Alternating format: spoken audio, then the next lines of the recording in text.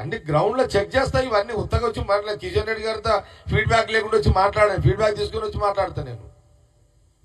అందుకే నేనేమంటున్నానంటే ఆ సర్వే జరిగిన ఆ నెల రోజులు ఆయన ఢిల్లీ నుండి తెలంగాణ ప్రజలను ఎందుకు కన్ఫ్యూజ్ చేస్తున్నారు అని నేను ప్రశ్నిస్తున్నా కిషన్ రెడ్డి గారిని.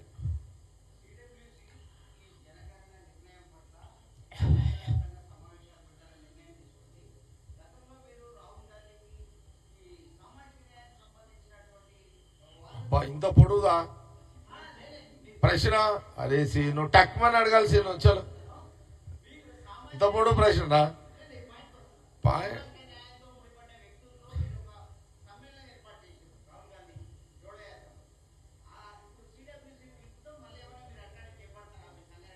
చూద్దాం. ఇక పిసిసి ప్రెసిడెంట్ సీను నువ్వు అడిగిన ప్రశ్నకు CM PCC president CM Revanth Reddy కూర్చొని మాకు డైరెక్షన్స్ ఇస్తారు. అది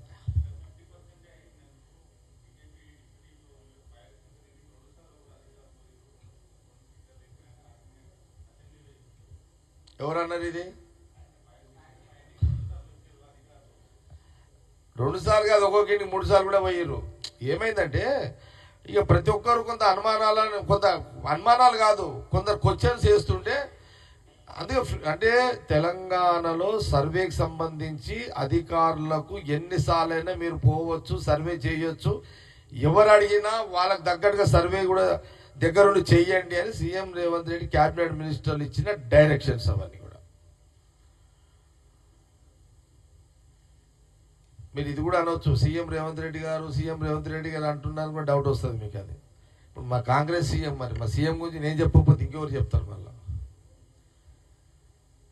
మాస్టర్ మైండ్స్ కామర్స్ చదవాలనుకునే 10th ఇంటర్ విద్యార్థుల తొలి ఎంపిక. ఇంత కష్టపడి కులగణన సర్వే జరిగినప్పుడు మేము క్రెడిట్ తీసుకోవాలి కదా. ఇక మా గవర్నమెంట్ ప్రజలు ఇచ్చిన దాన్ని సద్వినియోగం చేస్తున్నామని తెలంగాణ ప్రజలకు కులగణన మీద చెప్పాల్సిన బాధ్యతగా మేము చెప్పాల్సి వస్తున్నది పదే.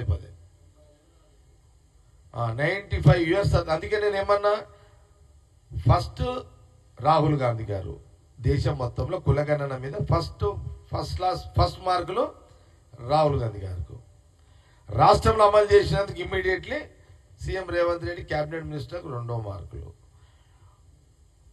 దీన్ని కేంద్రం ప్రభుత్వం మోడీ గారు తీసుకున్నందుకు 3 ఆయన కూడా క్రెడిట్ ఇస్తున్నాం మేము.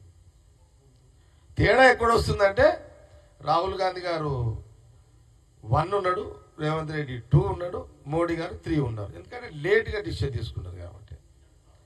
అది కిషన్ రెడ్డికి ప్రాబ్లం. 1లో రాహుల్ గాంధీ దగ్గర మోడీ గారు ఉంటే బాగుండు అనేది ఆయన పార్టీ మినిస్టర్ కాబట్టి ఆయన కోరిక ఉండడు, తప్పు కాదు. ఇక అట్లా ఒకవేళ నిజంగా అట్లనే అసలు రాహుల్ గాంధీ గారు మాట్లాడలేరు, అసలు తెలంగాణలో మేము అమలు చేయలేదు, ఈరోజు అసలు చేస్తేనే ఇన్ని రాళ్ళు కొట్టాలని చూస్తున్నాడు.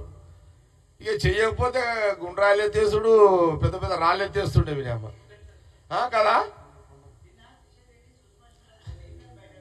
అది అయిపోయింది, నిన్ననే సీన్ అయిపోయింది. అది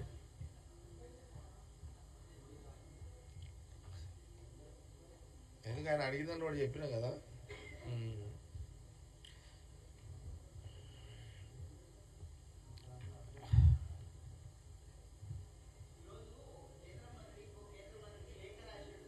ఇలా పాయింట్ ఏంటంటే, మెయిన్ పాయింట్ ఏంటంటే కాంగ్రెస్ గవర్నమెంట్ సీఎం రేవంత్ రెడ్డి గారు తెలంగాణ రాష్ట్రంలో కులగణన సర్వే చేసేటప్పుడు కిషన్ రెడ్డి గారు తెలంగాణ ప్రజలకు అందుబాటులో లేరు, ఢిల్లీలో మకాం వేసిరు. అందుకే ఈ తెలంగాణలో ఏం జరుగుతుందో ఆయనకు తెలియక, అవగాహన లేక స్టేట్మెంట్లు ఇస్తున్నారు అని కాంగ్రెస్ పార్టీ సూటిగా ఆయనకు జవాబిస్తుంది.